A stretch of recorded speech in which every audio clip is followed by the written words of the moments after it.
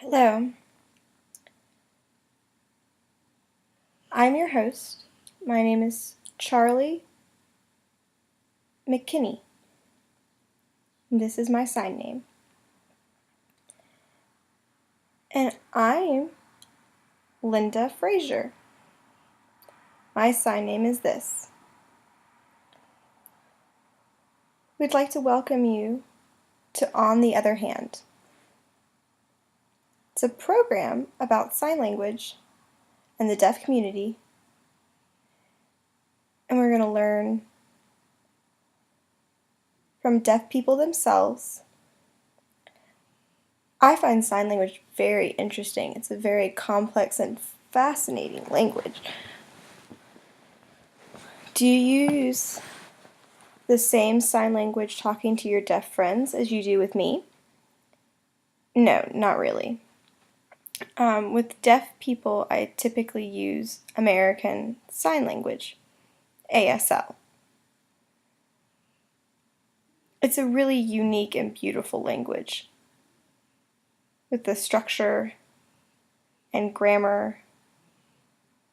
It uses space, movement, and gestures. So you don't typically use it with hearing people? Sometimes, but not typically. Hearing people all grow up talking and speaking English. And so they don't really learn ASL very well. It's like a foreign language to them. They typically use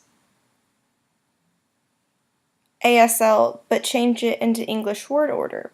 That's named Pidgin Sign English, PSE.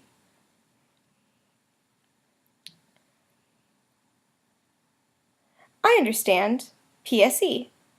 It's a combination of the two languages using like vocabulary from ASL and using syntax of English. So there's signs in English word order. So a person can sign and talk at the same time. This is used at the School for the Deaf? Yes, typically you're right.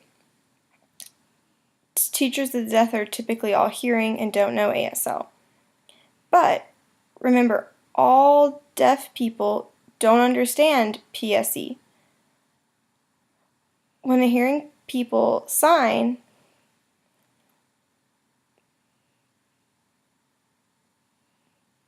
it can be hard to understand sometimes.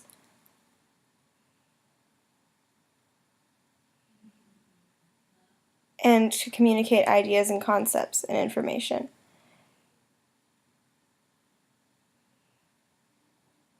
We're going to talk about what we're going to cover on this program. Animals. We'll learn about animal signs and see how they're used and how they show typically the shape or movement of the animal.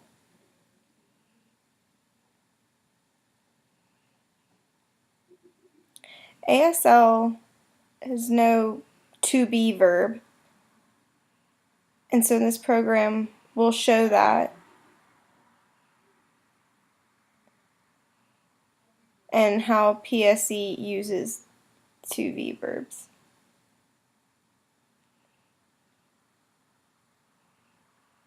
And give ASL examples. We'll also show you like name signs and signing space.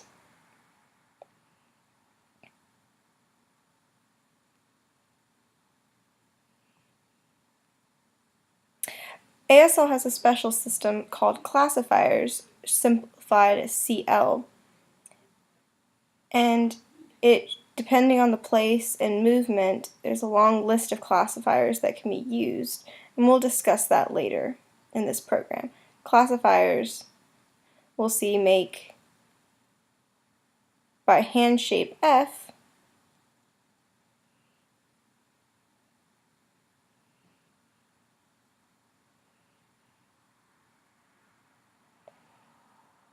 can be a button, watch, coin, earring, polka dot,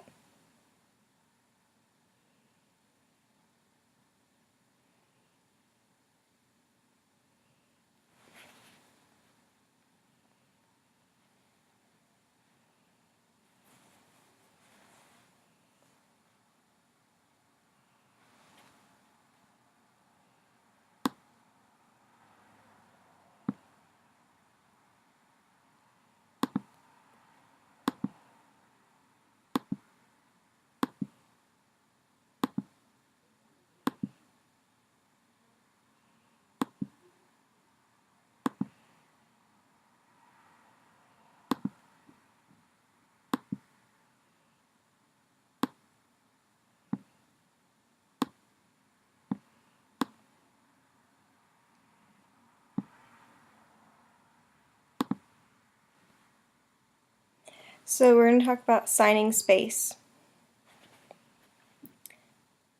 and where you typically make signs.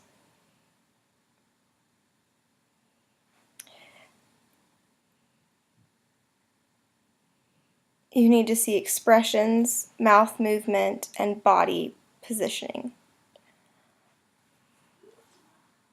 All of this will give you information about the meaning of the signs, so you can understand the full context.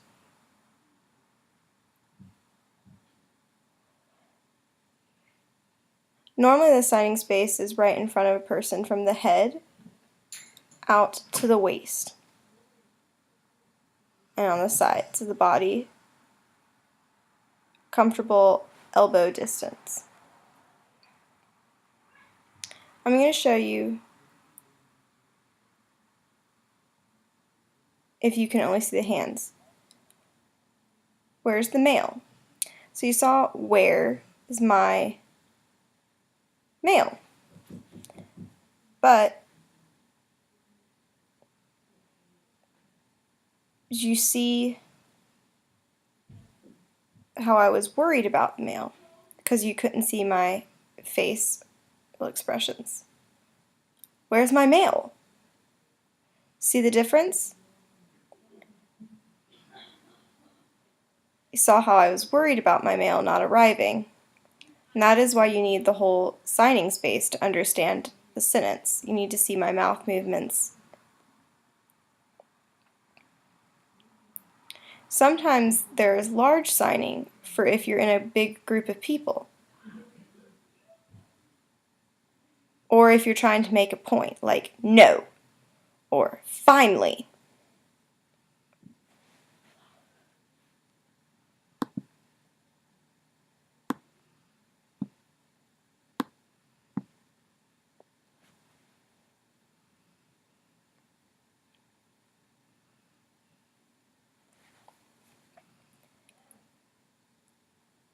So we discussed different ASL and deaf people growing up. PSE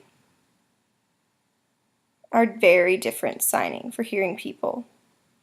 ASL and English word order. That's right. We discussed about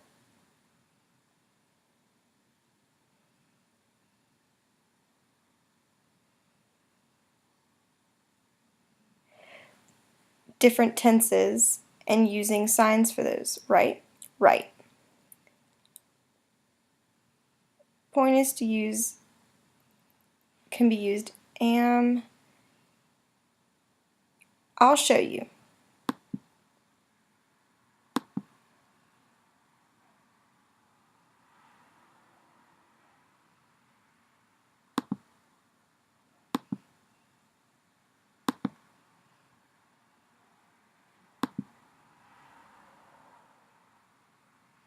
See the tense that I recently showed you sentences. I have a book yesterday. Yesterday, that's the tense. It's the past tense. Other tense markers are before, currently,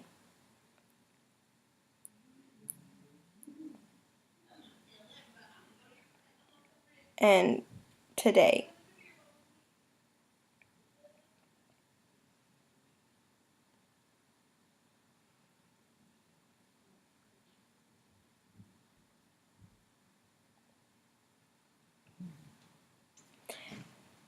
I have a box of animal crackers. I have many animals in my box. I have a mouse, a bear, a snake, a giraffe. I also have a monkey, a squirrel. Before, I had a bird, a turtle, and a snake. But the lion ate them. The lion was big, mean, so I ate him.